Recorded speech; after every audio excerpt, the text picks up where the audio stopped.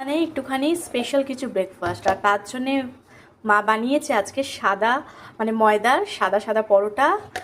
আর এখানে হচ্ছে প্রেশার কুকারে এই জাস্ট হলো সাদা আলু চচ্চড়ি, একটা বেস্ট কম্বিনেশন বলা যেতে পারে।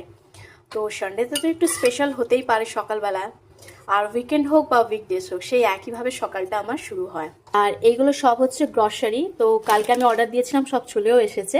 মুদিখানার যে দোকান, তো সেখান থেকেই আমি বলে দিই ফোনে, তো সব পাঠিয়ে দেয় বাড়িতে। এইগুলোকে এখন সুন্দর করে রাখবো। আর যেহেতু আর দুদিন পরে দুর্গাপুজো, তো একটুখানি বোঁদে আনানো হয়েছে, এটা চিনি দিয়ে খেতে কিন্তু খুব ভালো লাগে। তখন চিনি খেলে কোনো অসুবিধা নেই, এখন যেমন চিনিটা টোটালি বন্ধ হয়ে গেছে খাওয়া সকলেরই বাড়িতে। রাতুলকে তো ছোটো থেকে চিনি টিনি কিছুই দিই না। আর পকোড়া ফকোড়ার জন্য কর্নফ্লাওয়ার আনা হয়েছে, এটা তো আমাদের প্রত্যেক মাসেই আনা হয়। ব্যাস যেগুলো যেগুলো দরকার লাগে সেইগুলো আপাতত এখন আনা করিয়েছি গ্রসারির জিনিস। আর এখন তো আর কটা দিন পর দুর্গাপুজো, তো বাড়িতে যা যা কাজ আছে সেইগুলো অলরেডি শুরু করে দিয়েছি আজ থেকে। ফার্স্ট হচ্ছে মাসে তো প্রত্যেক মাসে একবার করে আমি মানে ট্যাঙ্কিটাকে পরিষ্কার করে জলের যে আমাদের যে ট্যাঙ্কটা, তো আজকে সেটা হচ্ছে। কালকে ইচ্ছা আছে সব ঘরগুলো ঝুলটুল ঝাড়বো, পর্দা কাচবো।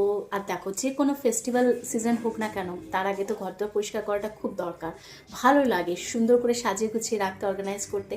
আর তাই আমি সেভাবে টাইম পাচ্ছি না যে সুন্দর করে এডিট করে তোমাকে ব্লগগুলো আমি শেয়ার করবো। ব্লগ আর র ভিডিও আমি শেয়ার করছি। ভালো লাগলে একটা করে ছোট ছোট মিষ্টি কমেন্ট দিয়েছো।